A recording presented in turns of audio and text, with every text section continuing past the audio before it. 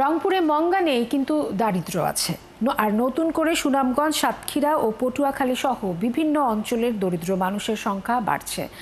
অসংখ্য মানুষের যে কোনো দিন দারিদ্র্য সীমার নিচে নেমে যাওয়ার ঝুঁকিতে রয়েছে বলে মন্তব্য করেছেন পরিকল্পনা উপদেষ্টা ডক্টর ওয়াহিদুদ্দিন মাহমুদ। বিগত আমলে সামাজিক সুরক্ষা কর্মসূচিতে সুবিধাভোগীদের বড় অংশ রাজনৈতিক বিবেচনায় দেয়া হয়েছিল বলেও জানান তিনি।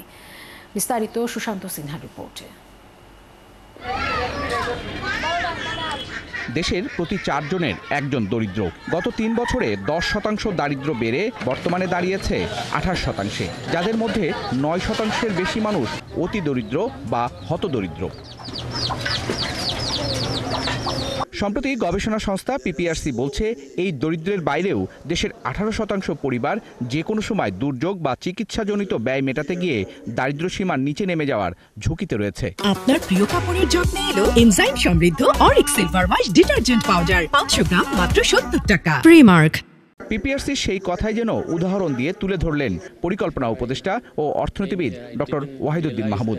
একটা লোক নদীর পাশে নাক বরাবর পানিতে দাঁড়িয়ে আছে, সে প্রপার্টি লেভেলের উপরে আছে, কিন্তু একটা সামান্য ঢেউ আসলেই সে নিচে নেমে যাবে।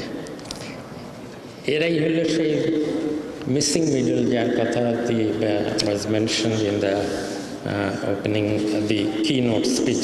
ব্যয়ের ক্ষেত্রে আমরা যত দরিদ্র, তার থেকে বেশি দরিদ্র প্রত্যেক বছর আমরা আয়ের দিক থেকে। This means that some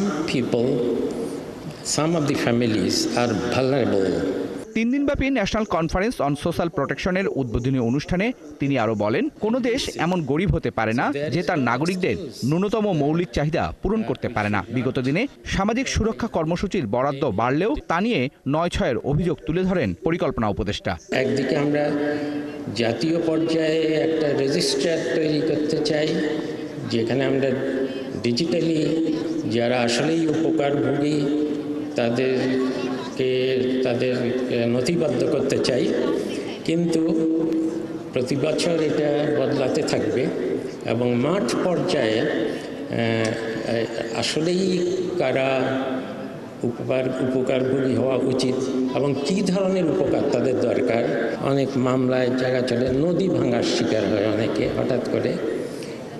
এইসব অনেক কারণে হঠাৎ যারা দুর্বিপাকে পড়ে, তাদেরকে কিভাবে রক্ষা করা যায়। সামাজিক সুরক্ষা কর্মসূচিতে যাতে প্রকৃত দরিদ্র মানুষ সেবা পায় তা নজরদারির জন্য সরকারের পাশাপাশি এনজিওগুলোকেও এগিয়ে আসার আহ্বান জানান তিনি।